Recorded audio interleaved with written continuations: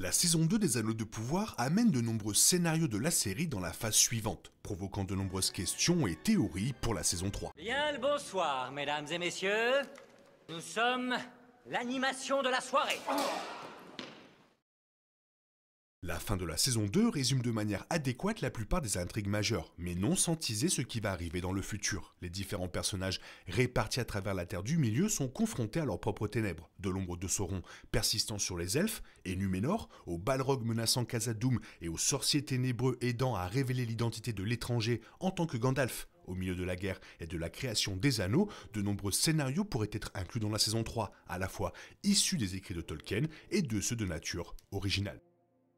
Le conflit principal entre Sauron et les elfes dans les livres de Tolkien s'appelle à juste titre la guerre des elfes et de Sauron. Au cours du deuxième âge de la Terre du Milieu, cette guerre a commencé avec le siège de l'Erégion, alors que Sauron cherchait à revendiquer les anneaux de pouvoir. Après avoir fait cela et saccagé Erégion, les armées de Sauron se sont répandues plus loin dans le royaume d'Eriador et ont mené plusieurs autres batailles contre les elfes. Cela a été teasé par Gil-galad dans la scène finale de la saison 2.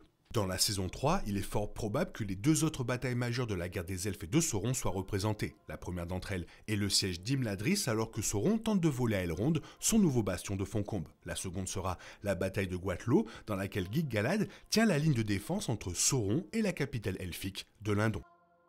Pendant que les armées de Sauron mènent leur guerre contre les elfes, le Seigneur des Ténèbres portera son attention sur les royaumes des hommes. La fin de la saison 2 a vu Sauron récupérer les neufs de Galadriel après avoir déclaré son intention de les donner aux seigneurs des hommes les plus puissants. Ce faisant, Sauron sera capable de plier ses seigneurs à sa volonté jusqu'à ce qu'ils deviennent les spectres de l'anneau. Avant que les Nazgûl ne deviennent les serviteurs de Sauron, le Seigneur des Ténèbres doit retrouver les hommes voués à la mort. Il reste à voir qui seront ces seigneurs des hommes, mais il existe quelques possibilités après la fin de la saison 2. Des théories courantes affirment que Théo, surnommé seigneur de Pelargir dans la saison 2, recevra l'un des neufs. D'autres ont confirmé que Kemen, qui établit désormais un bastion dans la ville de Théo, sera également victime de la corruption de Sauron.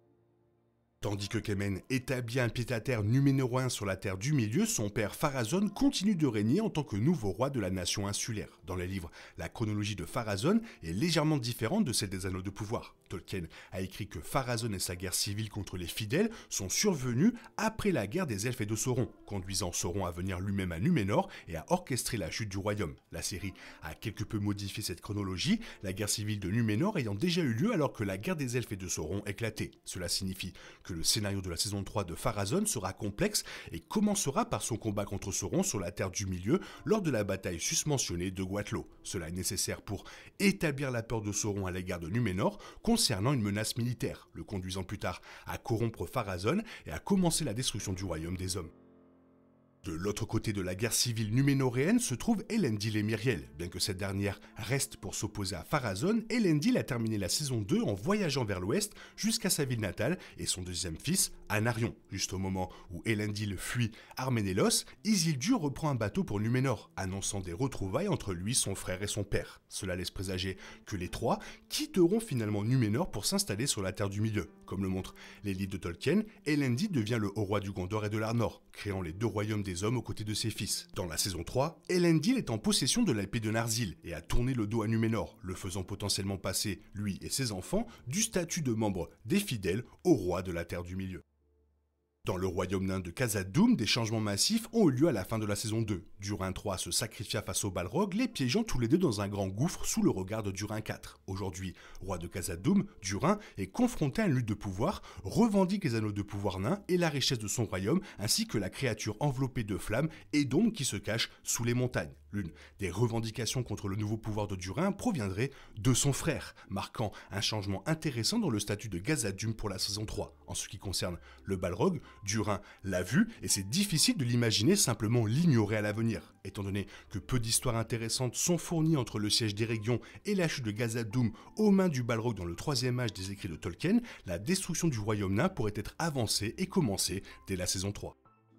À la fin de la saison 2, Nori et Gandalf se sont apparemment séparés. Nori a initié les Forteaux à l'art de l'errance alors que Gandalf retournait auprès de Tom Bombadil. Cela laisse le scénario de Nori et des Pieds Velus quelque peu flou, mais trouver la comté pourrait être un moyen de conclure. L'origine de la comté a été teasée par les Forteaux dans la saison 2 et Nori la trouvant aux côtés des autres tribus hobbits serait une bonne façon de lier le scénario.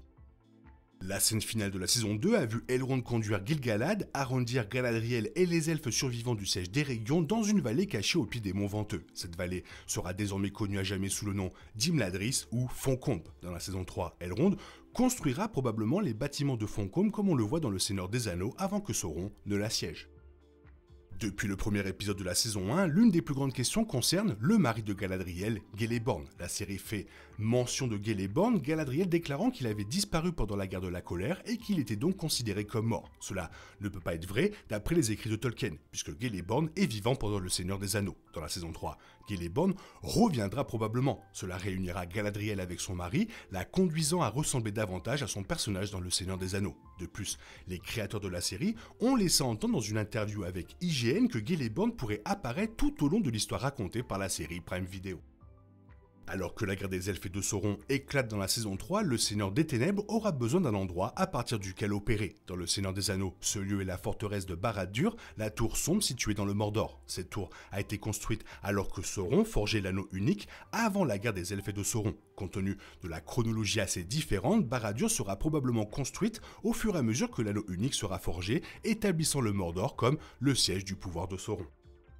Une révélation majeure était l'identité de l'étranger en tant que Gandalf. Cela a coïncidé avec le sorcier ténébreux implorant son compatriote Istar d'aider à vaincre Sauron seulement pour qu'il règne en tyran malveillant à sa place. Gandalf, évidemment, s'y est opposé, provoquant un affrontement entre les deux sorciers. Outre leur confrontation dans les terres de runes de la Terre du Milieu, la saison 3 répondra également probablement à la véritable identité du sorcier. Il fait évidemment partie des Istari, mais cela reste à voir. Radagast est incroyablement improbable, le résultat le plus probable étant que le sorcier noir soit une première version de Saruman. Cela expliquerait les parallèles entre sa relation antagoniste et celle de Gandalf dans Le Seigneur des Anneaux, mais laisse aux Anneaux de pouvoir la tâche d'expliquer comment ils perdent leurs souvenirs et renaissent plus tard. Le scénario final qui mettra probablement fin à la saison 3 est la création de l'anneau unique. Sauron a désormais sous son contrôle tous les anneaux de pouvoir qu'il peut posséder et a besoin d'un seul anneau pour les lier. Afin de terminer la saison 3 sur une note incroyablement forte, l'anneau unique de Sauron pourrait être forgé dans la lave de la montagne du destin dans la tentative finale du Seigneur des Ténèbres de mettre tous les peuples libres de la Terre du Milieu sous son contrôle. Franchement, ça sent bon pour la saison 3, toi qu'est-ce que tu en penses? Fais-moi part de ton avis dans la zone commentaire, sinon il est temps pour toi de reprendre le cours normal de ta vie. On se retrouve bientôt pour une nouvelle vidéo, bisous bisous, bye bye. Il est impossible de compter sur les autres de nos jours, on est obligé de tout faire soi-même. Je me trompe? Rien de grave, j'avais tout prévu. Où va le monde, je vous le demande.